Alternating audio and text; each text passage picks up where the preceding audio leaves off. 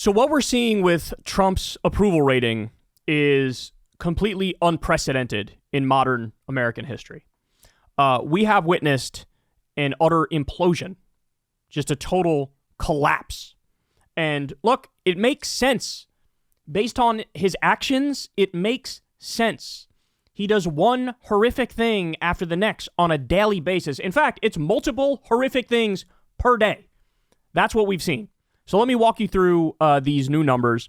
Let's start here with the Associated Press. So they did a poll, and look at this. So this is his overall approval rating. He is down to 39%. 39%. His disapprove is up all the way at 59%. Being in the 30s at this point in your administration, again, that's never happened. That's never happened. In the history of polling, we have never seen that before. They also got a little more specific here. I thought this was interesting as well. When asking the American people, is Trump terrible, great, average, good, or poor? The number one answer was terrible. A plurality said he's terrible. 39% said he's terrible. Great, only 18% said he was great. Good was 13%. So that I would say that great and good probably make up the cult group. So it's only 18% for great and 13% for good. Average was 16% and poor was 13%. But again, the number one category was terrible. Wow. Okay.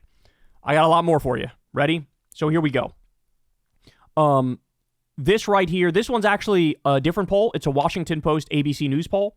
And they got the exact same number of overall favorability for Trump. He's only at 39% approve. 39%.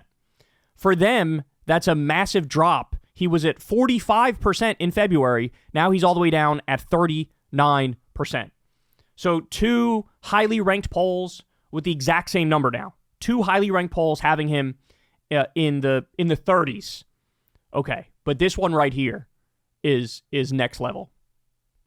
Trump's 100-day approval rating in both terms are lower than any president's since polls began. So they put together this handy chart for us, right?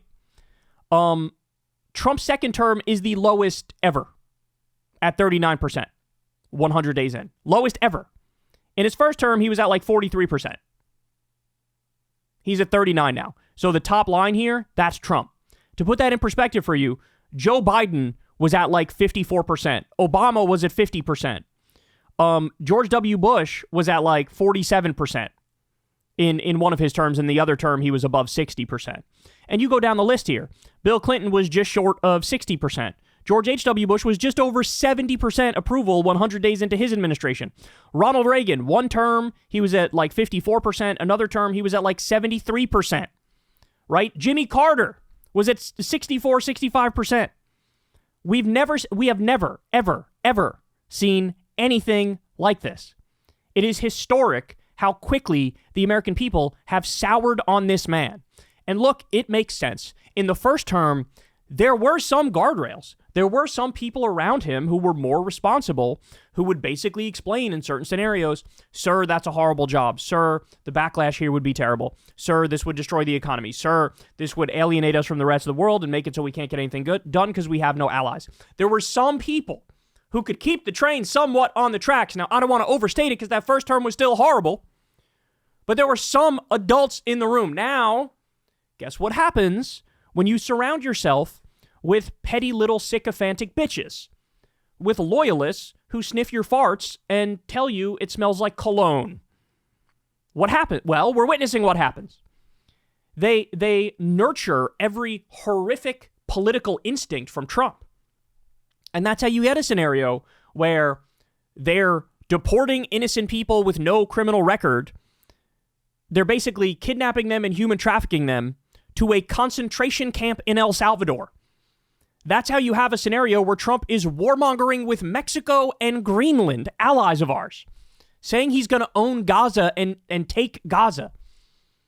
You do a trade war with zero rationale and zero logic, and you flip-flop on the reason for the trade war on a daily basis. On the one hand, tariffs are great. They're going to make this country rich. They're going to revitalize American manufacturing. They say that one day, and then the next day they say, art of the deal. We're just negotiating deals to get rid of the tariffs. Which is it? It can't be both. It has to be one or the other. They don't understand. All right, look at this, man. So 66% of Americans describe Trump's second term as chaotic. 66%. 59% say it's, quote, scary. So basically, every single person who answered in the polls and said, I have an unfavorable view of Trump, there's nobody anymore who has an unfavorable view, but it's like, you know, like a mildly unfavorable view of Trump. Like, yeah, I don't like the guy, but I'll still give him a chance, et cetera, et cetera. There are none of those left. They don't exist. Now, every single person who says, I don't like him, is also saying, this shit is scary, homie. This is scary. I don't know, it seems like a bad place to be when you're president of the United States and nearly 60% of the public is literally scared of you. Then we get this. So as you all know, the Republican budget slashed Medicaid $880 billion. That passed through the House. It hasn't passed through the Senate yet. But this is something that they are committed to slashing Medicaid, which is health care for poor people. So just to put in perspective, one of the many reasons why this administration is now the most unpopular ever. They did a poll, Data for Progress. Only 8% of Americans say funding for Medicaid should be cut. 8%. The Republicans are proudly taking the 8% position and saying, fuck off to 92% of Americans. When you look at it like this, it's a miracle that his numbers aren't at already like 14% approval rating, right? He's got his cult. He's got his group that never abandons him no matter what. And we'll have a story on that tomorrow. We have like a cult town hall that I could cover for you. But you have a cult. That's the only reason why his shit is still at 39%. Because in reality, it should be at like 14% or something like that. And then we also have this one. This one is interesting, right? So immigration was always the issue where Trump polled the best when he was on the campaign trail. He would do this thing like immigrants are the problem and I'm going to protect you from the immigrants. I'm going to protect your jobs. I'm going to get the criminals off the street. And when you and I hear that, we know what's actually being said, right? We know that this is like a fascist crackdown. We know they're going to round up innocent people. We know that this is fear-mongering and demagoguery to deflect from the real problem in this country, which is the billionaires. We know that. But your normies don't know that. They don't understand that, right? So Trump was always had a positive approval rating when it came to immigration. Well, now that Trump is actually doing those policies, he is rounding up innocent people and sending them to a slave labor gulag in El Salvador, a concentration camp. No due process, no hearing, rounding up critics of Israel and locking them up indefinitely, arresting judges who are doing their job and enforcing the law. Now that the American people see this, they've immediately flipped on immigration.